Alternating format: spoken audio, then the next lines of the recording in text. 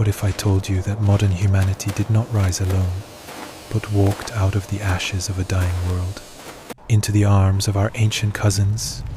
What if the survivors of the Toba catastrophe, barely a few thousand souls, emerged into an ice age, crawling with other kinds of humans, stronger, broader, older than us?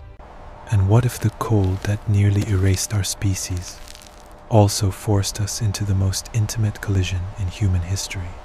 A collision still written in your blood today. We don't fully know who reached out first.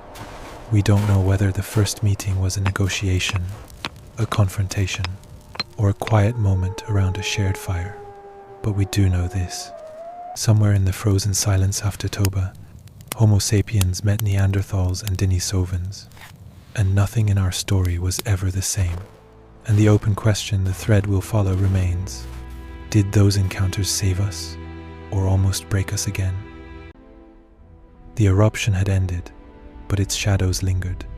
The sun, still pale behind ash-thick skies, cast a wounded light over the new ice age forming below.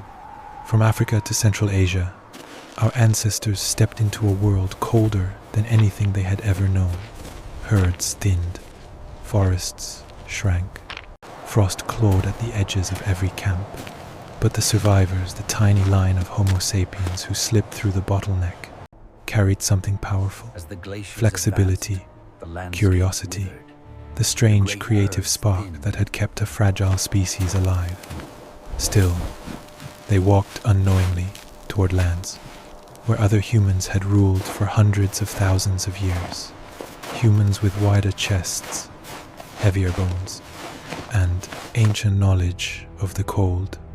The meeting was inevitable, the consequences unimaginable. The first signs weren't confrontations, they were shadows, broken spear points in riverbeds that didn't match our designs, massive footprints beside reindeer tracks, structures of stone strangely deliberate and unfamiliar. Our ancestors studied them from a distance. They whispered, they wondered, who lived here? And more pressing, were they friends? Or guardians of a territory that never expected newcomers? The Ice Age did not care for fear. It pushed all humans closer. Neanderthals had survived climates that would have crushed early Homo sapiens. Their bodies were sculpted for winter, shorter limbs, powerful torsos, deep lungs built for icy winds. They were not primitive. They were masters of stone, builders of shelters that curved with knowledge of storms older than our species. When we finally saw them, truly saw them, it was not a meeting of strangers. It was a meeting of equals who had taken different paths through deep time. Some bands clashed. Territory was tight. Food was scarce. But violence alone cannot explain the traces we carry today in our genomes. Farther east, on mountains swept by brutal winds, another lineage watched the world change. The Denisovans, a people we barely know from bones and whispers, thrived where oxygen thinned and night swallowed valleys whole. They carried technologies we still do not fully understand. They forged bracelets from deep green chlorite with precision we once assumed impossible. For our ancestors, meeting Denisovans was entering a world that existed at the very edge of human endurance. And yet, we mingled, exchanged, merged lineages. High-altitude adaptations in modern Tibetans still carry their signature today, a genetic gift from a people long vanished. Archaeology can show us tools, stratigraphy can show us time, DNA can show us mixing, but none of these answers the human part of the story. What did it feel like when two kinds of humans sat across from each other, cold and hungry, firelight flickering against stone? Did they trade words, gestures, songs, or did they simply share the heat, a universal language older than any tongue? Some nights, our ancestors learned how others hunted mammoth. Other nights, they shared pigments, spices, rituals, tales of a world reshaped by darkness. For many thousands of years, Homo sapiens lived not as a solitary species, but as part of a braided river of humanity. Neanderthal blood entered our lineage, somewhere in the Middle East. As we pushed northward, Denisovan traces entered through Southeast Asia in at least 3 separate waves.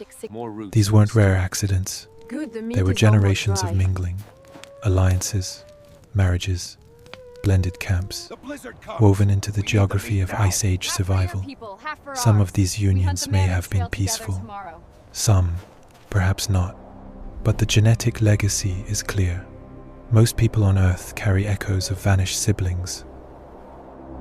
From Neanderthals, we inherited immune systems tuned for harsh northern pathogens, a biological shield forged in glacial winds.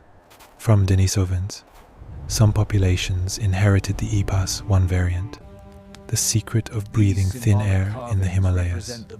And with these gifts came burdens, genes linked to allergies, skin variations, darker consequences we still try to understand. The past did not disappear. It shaped the very machinery of our bodies. Their victories became ours, their weaknesses too. But the reunion of human species was temporary. As climates shifted again, ice retreated, forests expanded, and the world warmed. Homo sapiens did not just survive. We multiplied, we organized, we spread with a scale and speed no other human lineage could match. One by one, our cousins faded into silence. Neanderthals, gone by 40,000 years ago. Denisovans, lost in fragments of bone and memory. But extinction is not absence. Not entirely. Their shadows walk with us. Remember the question at the beginning, whether the first encounters saved us or threatened us. Here is the answer, the quiet truth that ties the threads together. Without those meetings, without those exchanges, without those children born between species, Homo sapiens might not have survived the Ice Age reborn world. Their strength became our strength. Their adaptations helped our spread. Their knowledge helped us endure. The cold forged new humans, not by erasing our cousins, but by weaving them into us. The Ice Age did not test one species.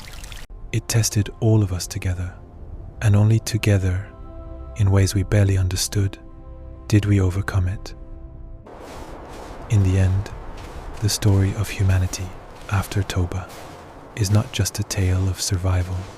It is a tale of connection, of distant families meeting in the snow, of shared fires beneath frozen skies, of lineages braided into something new. Here on Prehistoric Shadows, we follow these faint lines through deep time, listening for the echoes of those who walked before us, those who shaped us without ever knowing our names. If you wish, walk with me again into the ancient dark. There are still stories waiting, buried not in earth, but in us, because every one of us carries a quiet truth. We are the sum of many vanished worlds.